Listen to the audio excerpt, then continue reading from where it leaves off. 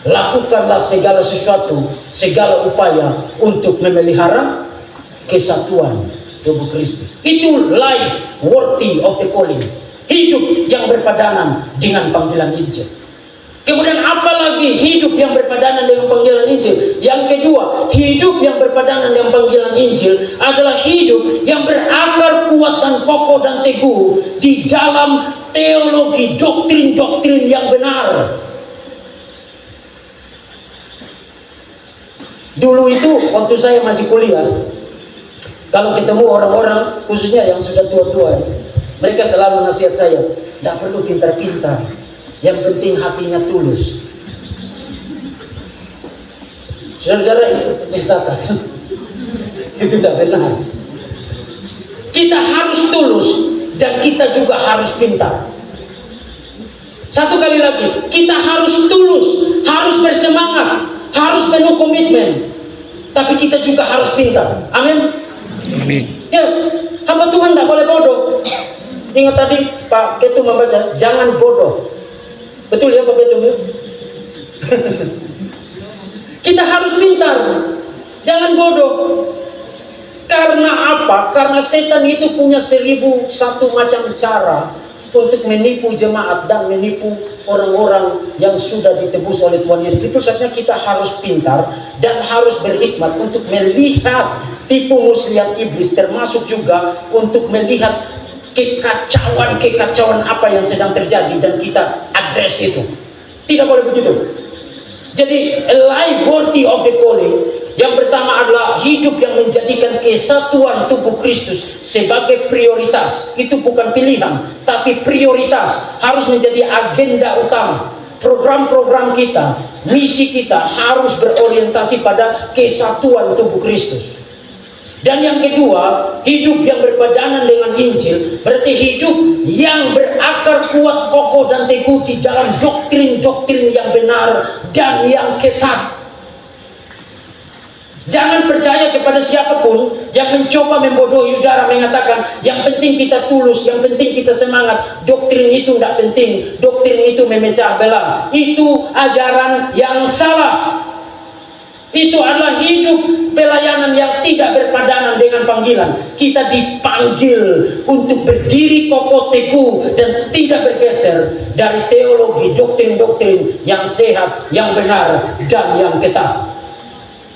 Dan yang ketiga, hidup yang berpadanan dengan panggilan adalah hidup yang melayani Tuhan apapun harganya.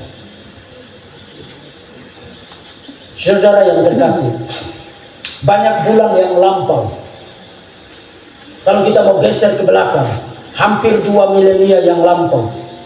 Ada seseorang di sebuah pulau yang hari ini tidak banyak lagi orang kenal nama pulau itu. Pulau itu bernama Smyrna. Terletak di Asia Kecil sekarang. Di sana hidup seorang uskup, seorang episkopos, seorang bishop, seorang pendeta, kalau kita mau pakai istilah kita sekarang. Lebih dari 80 tahun melayani Tuhan. Dan pada waktu dia diancam dengan ancaman persekusi dari pemerintah Romawi, dia pernah satu kali tanda tangan surat untuk menyangkal Tuhan Yesus. Pernah. Tapi kemudian setelah dia lakukan itu, dia seperti disambar petir. Dia segera sadar, saya telah melakukan dosa besar dengan menandatangani surat itu. Kemudian dia segera revisi itu. Tidak, saya tidak mau menyangkal Tuhan Yesus. Dan akhirnya perintah kerajaan turun. Ini cerita benar, bukan dongeng. Perintah kerajaan turun. Tangkap Polikarpus dari Smyrna.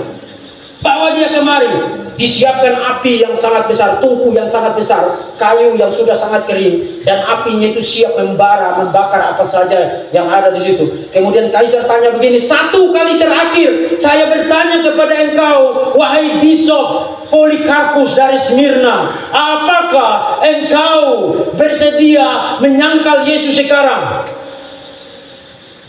Kemudian dia bilang begini, engkau mengancam aku dengan api yang dapat padam. Tapi api yang tidak dapat padam di dalam kekekalan menanti engkau. 86 tahun lamanya aku melayani Kristus, Tuhan dan Rajaku. Belum pernah satu kali pun dia mengecewakan aku. Bagaimana mungkin aku menyangkal dia, Tuhan dan Rajaku. Begitu dia selesai begitu, saudara-saudara, dia segera berlari, menjodorkan tangannya yang dia pakai tanda tangan surat itu. Dia bakar duluan tangan itu. Itu adalah kisah dari seorang martir bernama Bishop Polikarpus dari Smyrna. Mungkin pada waktu orang membacakan riwayat hidup kita pada saat kita mati, mungkin tidak pernah ada cerita heroik semacam itu. Mungkin juga orang tidak pernah mengingat kita karena kita pernah melakukan sesuatu dengan heroisme yang menarik perhatian publik dan menjadi viral saat ini. Tapi saudara-saudara, pelayanan hari demi hari, setiap kali khotbah saudara persiapan yang benar, setiap kali kunjungan saudara rajin mengunjungi, setiap kali ada jemaat yang menangis, saudara duduk bersama dengan dia dan menangis. Setiap kali jemaat ada yang susah, saudara duduk bersama dengan dia dan berdoa, berseru mengetok pintu surga. Pelayanan-pelayanan yang kelihatannya tidak dipandang orang dan kelihatannya hanya rutinitas, dan mungkin itu tidak menarik untuk dibicarakan, seperti halnya kita bertutur tentang peristiwa heroik dari Polikarpus dari Smyrna. Tapi wahai hamba yang setia, pada waktu engkau menutup matamu, Rajamu sendiri yang akan datang menjemput engkau. Masuklah ke dalam kebahagiaan Tuhanmu, wahai hambaku yang setia. Saudara mau jadi begitu? Saya mau jadi begitu. Saudara mau jadi begitu? Amin. Wahai para pendeta, saudara mau jadi begitu? Amin. Amin. Para vikaris, amin. Para penatua, amin. Mari kita pulang dengan amin. Tuhan memberkati.